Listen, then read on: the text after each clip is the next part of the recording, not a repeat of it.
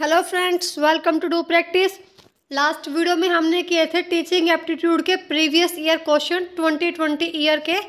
हम आज उसी सीरीज़ को कंटिन्यू कर रहे हैं। तो फर्स्ट क्वेश्चन आता है हमारा आज की वीडियो का, the phrase T L. Model of teaching implies that. तो यहाँ पे जो टी.एल. मॉडल है उसका मीन्स टीचिंग लर्निंग मॉडल। तो जो टीचिंग लर्निंग मॉडल है वो उसमें क्या इम्प्लाइज है, क्या वो कहता है। तो इसमें चार ऑप्शंस है कि टीचिंग लर्निंग इंडिपेंडेंट एक्ट है, या teaching learning integrally related act है, या टीचिंग का काम है सिर्फ लर्निंग करना और टीचिंग कॉजेज लर्निंग। तो इसमें हमारा ऑप्शन बी आएगा, क्योंकि हमने डिस्कस किया था एक वीडियो के अंदर कि टीचिंग लर्निंग और टीचिंग इवैल्यूएशन तीनों ही आपस में इंटरडिपेंडेंट है, इंटर रिलेटेड है। तो इसका आएगा ऑप्शन बी, टीचिंग लर्निंग और इंटीग्रली रिलेटेड एक्ट। तो फर्स्ट क्वेश्चन का बी आंसर आएगा। आई होप आपका ये आंसर सही आया होगा। अगर आपने वीडियो देखी होगी वो वाली, कि जो टीचिंग लर्निंग है उसका वो आपस में इंटर रिलेटेड है। Option B is the correct answer.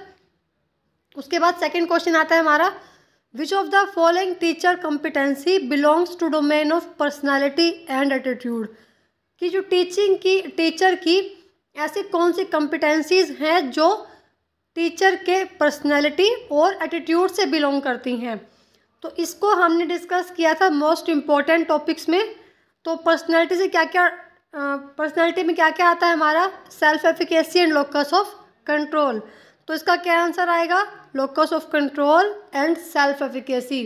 Option first is the correct answer, क्योंकि जो मैनेजिंग है, मॉनिटरिंग है, प्लानिंग, इंस्ट्रक्टिंग, ये किस में आता है हमारा, ये आता है बिहेवियर कॉम्पिटेंसीज में। और हमें क्वेश्चन पूछा गया है पर्सनैलिटीज़ का, कि पर्सनैलिटीज़ और एटीट्यूड में क्या क्या आता है। तो वो आता है हमारे locus of control and self efficacy. तो option first is the correct answer. उसके बाद हमारा है क्वेश्चन नंबर थर्ड। इसमें हमें चार मेथड्स गिवन है और उनका डिस्क्रिप्शन गिवन है, हमें मैच करना है। फर्स्ट मेथड है हमारा फॉर्मेटिव असेसमेंट। तो अगर हमें इन चारों में से एक भी मेथड के बारे में पता होगा तो हमारा अपने आप सॉल्व हो जाएगा। सबसे पहले हम थोड़ा सा वर्बली रिवाइज कर लेते हैं। फॉर्मेटिव असेसमेंट जो हमारा इन प्रोसेसिंग होता है, जहाँ पे इम्प्रूवमेंट का स्कोप होता है, जहाँ पे इम्प्रूवमेंट हो सकती है। सबमेटिव असेसमेंट जो हम एट द एंड करते हैं, बिल्कुल लास्ट में, जहाँ पे जस्ट वो सबमेटिव असेसमेंट एक इवैल्यूएशन की तरह हो गई, जहाँ पे सिर्फ जजमेंट वाला काम होगा। नॉर्म रेफरेंस टेस्टिंग, जहाँ पे स्टूडेंट की रैंक से स्टूडेंट की परसेंटाइल का टेस्ट होता है। और क्राइटेरियन, जहाँ पे स्टूडेंट की प्रोफेंसी चेक होती है, तो वो आता है हमारा क्राइटेरियन में। तो इसके अकॉर्डिंग अगर आप मैच करोगे तो फॉर्मेटिव असेसमेंट का आएगा थर्ड, मीन्स ए का थर्ड आएगा, the intention in the evaluation to identify scope in improvement. कि यहाँ पे इम्प्रूवमेंट का स्कोप है, वो इवैल्यूएशन करना जहाँ पे इम्प्रूवमेंट का स्कोप हो, वो आइडेंटिफाई करना। तो जहाँ पे इम्प्रूवमेंट का स्कोप होता है वो हम चेक करते हैं फॉर्मेटिव में, ए का थर्ड, उसके बाद बी का फोर्थ, सी का फर्स्ट एंड डी का सेकंड। नेक्स्ट क्वेश्चन है, from the following identify those characteristics which go with in the category for helping behaviour for becoming an effective teacher.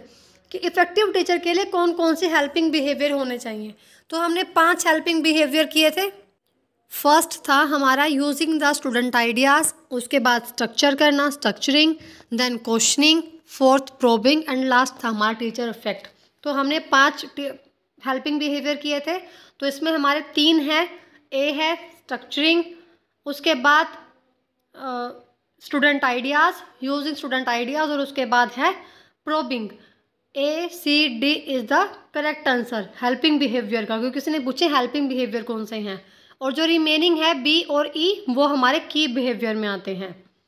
उसके बाद नेक्स्ट क्वेश्चन है हमारा, in the Gagne hierarchy of learning which type of learning immediately precedes rule learning. कि Gagne hierarchy of learning के according rule learning से इमीडिएटली पहले कौन सी लर्निंग आती है। तो हमने सीरीज देखी थी, वहाँ पे सबसे पहले कंसेप्ट लर्निंग, उसके बाद रूल लर्निंग और उसके बाद प्रॉब्लम सॉल्विंग। तो इन्होंने पूछा है कि रूल लर्निंग से पहले क्या आएगा। तो रूल लर्निंग से हमारा पहले आएगा कंसेप्ट लर्निंग, और कंसेप्ट से पहले आता है डिस्क्रिमिनेटिंग लर्निंग। ये ऐसे चेन होती है, डिस्क्रिमिनेटिंग देन कंसेप्ट फिर रूल एंड प्रॉब्लम सॉल्विंग। तो हमारा इसने पूछा कि रूल लर्निंग से इमीडिएटली पहले क्या आएगा, तो इमीडिएटली पहले आएगा कंसेप्ट लर्निंग। ये आप लर्निंग के हायरार्की को अच्छे से याद रखेंगे। तो ऑप्शन बी आएगा इसका, concept learning. Option B is the correct answer, क्योंकि इसकी हायरार्की ऐसे है, कंसेप्ट लर्निंग के बाद फिर रूल लर्निंग और उसके बाद problem solving. B is the correct answer. उसके बाद नेक्स्ट क्वेश्चन है, the entry of new media has made online learning, कि जो नई मीडिया की जो एंट्री हुई है उससे ऑनलाइन लर्निंग क्या हुई है, सेकेंडरी सोर्स माना गया है, या वो पर्सनल पर डिपेंड हो गई है, या इंस्टीट्यूशन सेंट्रिक हो गई है, इंडिपेंडेंट है। तो बिल्कुल ईजी क्वेश्चन है ये, क्योंकि आपको पता है कि ऑनलाइन लर्निंग की नई मीडिया की वजह से, जो नया मीडिया भी एंटर हुआ है उसकी वजह से ऑनलाइन लर्निंग क्या इंडिपेंडेंट हो गई है, वो डिपेंडेंट नहीं रही। तो इसका ऑप्शन डी आएगा कि ऑनलाइन लर्निंग इंडिपेंडेंट हो गई है। अभी जो बच्चे हैं वो भी अपना इंडिपेंडेंट तरीके से पढ़ सकते हैं। तो option D is the correct answer. Next question है, what is the focus of concern in understanding level teaching. हमने लेवल ऑफ टीचिंग को डिटेल में एक्सप्लेन किए थे, अगर आपने वो देखा होगा तो अंडरस्टैंडिंग लेवल टीचिंग में हमने कुछ कीवर्ड्स किए थे, जैसे कि रिलेशनशिप्स, एग्जाम्पल्स, फैक्ट्स, आइडियाज़। वो किस में आता है, हमारा अंडरस्टैंडिंग लेवल ऑफ टीचिंग में।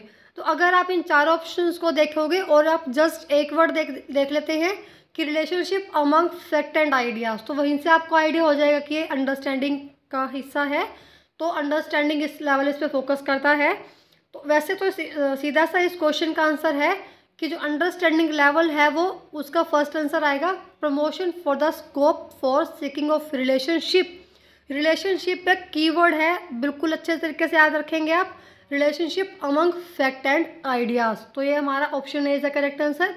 और जो सेकंड ऑप्शन है, recall and recognition of fact and information, ये हमारा मेमोरी लेवल का है, क्योंकि रिकॉल एंड रिकग्निशन और रैपिडिटी इन रिकॉलिंग ये तीनों ही हमारे मेमोरी लेवल में आते हैं। और फैक्ट और इन्फॉर्मेशन के बारे में भी मेमोरी लेवल में ही बात होती है। तो हमें अंडरस्टैंडिंग के बारे में पूछा गया है, तो वहाँ पे आते हैं relationship between fact and information. तो first is the correct answer. उसके बाद नेक्स्ट क्वेश्चन है, which one of the following assessment procedure is conducted during are in process teaching learning session. Teaching learning session में कौन सी assessment in process conduct होती है।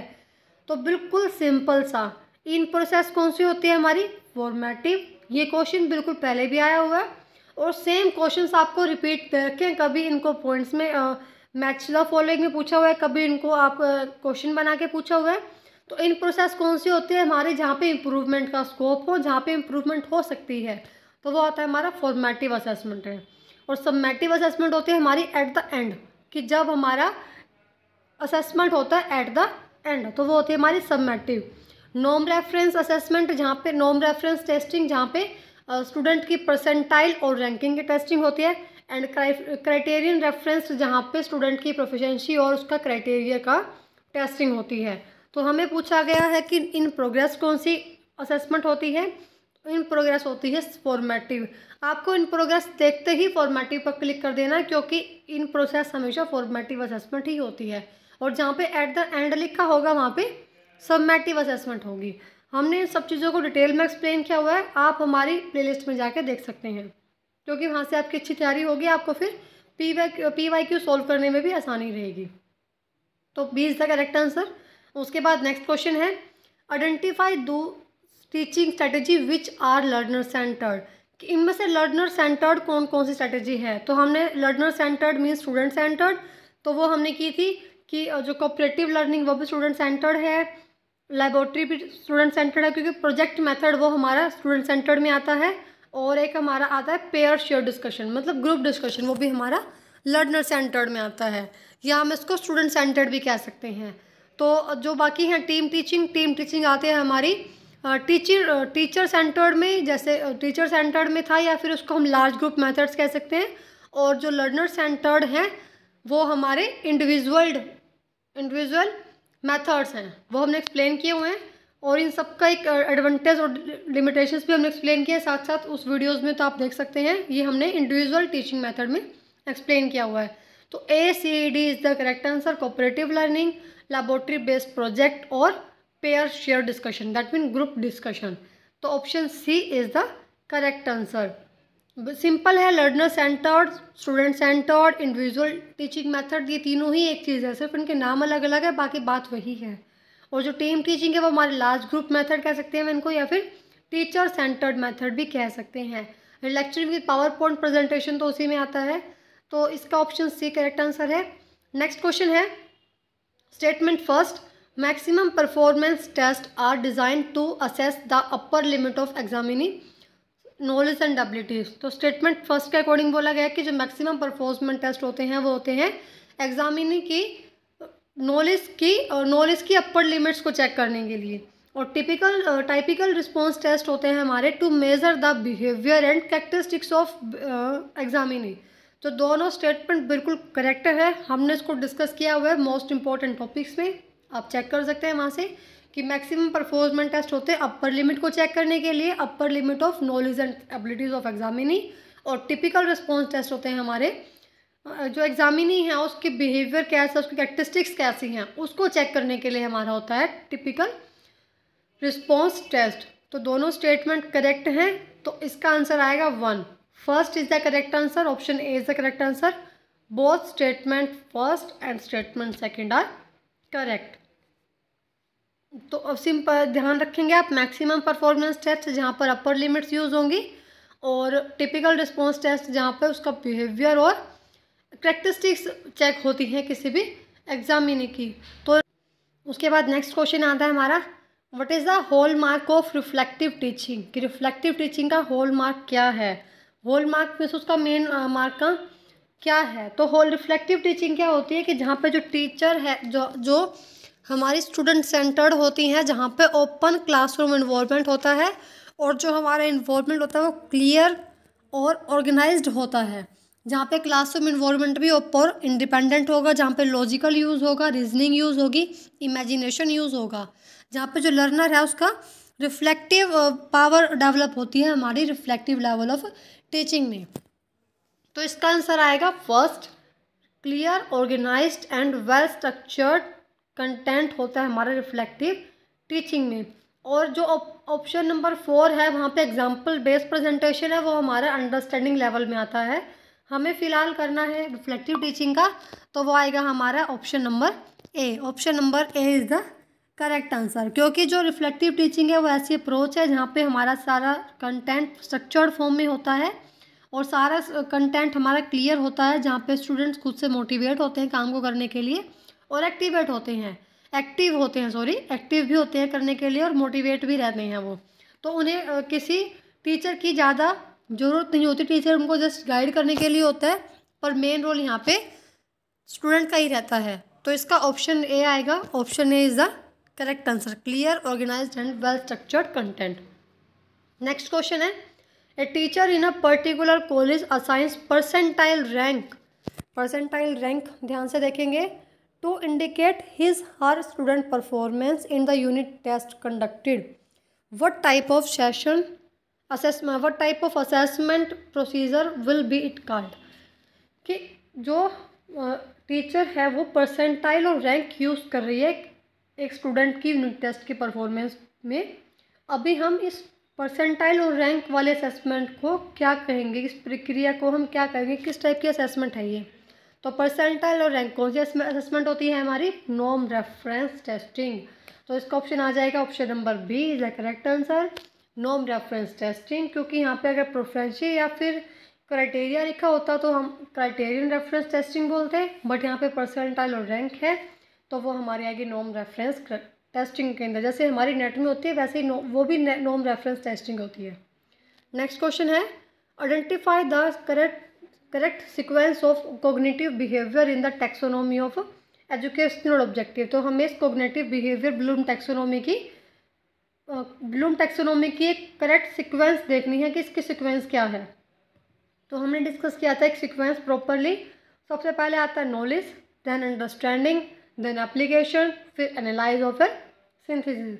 तो ऑप्शन आएगा इसका ए नॉलेज, उसके बाद सी अंडरस्टैंडिंग, उसके बाद बी एप्लीकेशन, और बी के बाद डी एनालाइज, उसके बाद ई सिंथेसिस, और सिंथेसिस के बाद एक लास्ट हमारा और आता है पॉइंट, वो होता है हमारा इवैल्यूएशन, बट वो यहाँ पे नहीं गिवन है।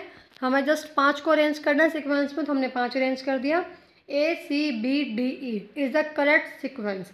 और हमारे ब्लूम टैक्सोनॉमी में हमने 3 किए थे, कॉग्निटिव, अफेक्टिव एंड साइकोमोटर। तो कॉग्निटिव की ये सीक्वेंस है, option 3 is the correct answer. Next question है, the view that teaching learning situation में be characterised to fall on a continuum ranging from memory level to reflective level was advanced by. कि जो हमारा teaching learning situations है उसको हमने continuum में डाला, जो रेंज थी हमारी मेमोरी लेवल से रिफ्लेक्टिव लेवल की। तो ये बात किसने कही थी, किसने इस चीज़ को एडवांस किया था? तो हमने किया कि मेमोरी लेवल से रिफ्लेक्टिव लेवल, या फिर memory level, understanding level, reflective level, तीनों लेवल ऑफ टीचिंग किसने दिए थे? मॉरिस एल बिगर ने। तो मेमोरी लेवल भी तीनों लेवल की खोज हम कह सकते हैं मॉरिस एल बिगर ने की थी, और फिर इन तीनों को अलग अलग एक्सप्लेन किसी और ने किया है। मेमोरी लेवल को एक्सप्लेन किया है हर्बर्ट ने, अंडरस्टैंडिंग को किया है मॉरिसन ने, और रिफ्लेक्टिव को किया है हंट ने। तो इन तीनों को आगे किसी और ने एक्सप्लेन किया हुआ है, बट तीनों अगर हम तो तीनों की बात करें, तीनों लेवल्स को मेन एडवांस किसने किया था, किसने दिए थे? मॉरिस एल बिगर ने। तो C option is the correct answer. उसके बाद हमारा नेक्स्ट क्वेश्चन है, fact and information get focused in which level of teaching. तो हमने इसी वीडियो में डिस्कस किया था पहले भी कि fact, information, recalling, rapidity, recognition, ये सारे किसके कीवर्ड हैं? मेमोरी लेवल ऑफ टीचिंग के।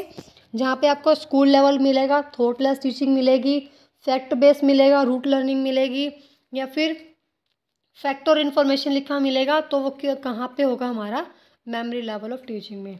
तो ऑप्शन ए आएगा इसका, क्योंकि जो मेमोरी लेवल है वहाँ पे बच्चे को रूट लर्निंग करवाई जाती है, उनको किसी चीज़ की नॉलेज नहीं होती, वो हमारा स्कूल लेवल पे होता है, जहाँ पे जो टीचर है उनको जस्ट रूट लर्निंग करवाता है। वो जो फैक्ट इन्फॉर्मेशन को सीखते हैं, लर्न करते हैं, बट सिर्फ उनको वो सिर्फ या मतलब बहुत कम टाइम तक याद रख पाते हैं, क्योंकि उनका 2 ही काम होते हैं, उनको सिर्फ रिकॉल करना है और रिटेन, वो उन्हें रिटेन रखना है। रिटेन ज़्यादा नहीं रख पाते, ज़्यादा समय तक वो रिटेन नहीं रख पाते। तो option A is the correct answer. ये कीवर्ड है भाई, फैक्ट, इन्फॉर्मेशन और रिकॉलिंग, रैपिडिटी, रिटेंशन, तो ये सब हमारे किस में आता है? मेमोरी लेवल ऑफ टीचिंग में। तो ए इज़ द करेक्ट आंसर। और इसमें हमारे टेस्टिंग होती है ओरल टेस्टिंग, रिटन और ऐसे टाइप एग्जामिनेशन। तो फिलहाल हमें फैक्ट इन्फॉर्मेशन के बारे में पूछा गया था, वो फर्स्ट लेवल में आएगा। उसके बाद नेक्स्ट क्वेश्चन है, teacher education institution belong to which of the following category. जो टीचर एजुकेशन इंस्टीट्यूशन है उसको हम किस कैटेगरी में डालेंगे? नॉन कन्वेंशनल, टेक्निकल, प्रोफेशनल या स्किल बेस्ड। तो टीचिंग एक प्रोफेशन है, तो इसका आंसर आएगा C. Option C is the correct answer. तो इसका आंसर सी आएगा, प्रोफेशनल, क्योंकि टीचर एजुकेशन इंस्टीट्यूशन वो प्रोफेशनल कैटेगरी से ही बिलोंग करता है। तो option C is the correct answer. तो ये हमने आज 15 क्वेश्चन डिस्कस किए हैं। आप हमें बताएंगे कमेंट में कि आपके आउट ऑफ 15 कितने मार्क्स आए। और अगर आपको वीडियो अच्छी लगी हो तो वीडियो को लाइक करें, शेयर करें एंड कमेंट करें। और साथ साथ आप हमारी प्रीवियस वीडियोज़ जो हमने अपलोडेड की हुई हैं टीचिंग एप्टीट्यूड प्लेलिस्ट बना के, वहाँ आप चेक कर सकते हैं। सारी जितने भी हम क्वेश्चन कर रहे हैं वो आप सब के सब हमने एक्सप्लेन किए हुए हैं, आप उनको अच्छे से चेक कर सकते हैं, ताकि आपको PYQ सॉल्व करने में हेल्प मिले। और अगर आपको कोई और टॉपिक पर डाउट हो तो आप हमें कमेंट में बता सकते हैं।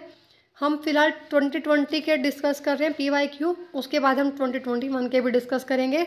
और अगर आपको कुछ और टॉपिक पर भी वीडियो चाहिए तो आप हमें कमेंट में बता सकते हैं।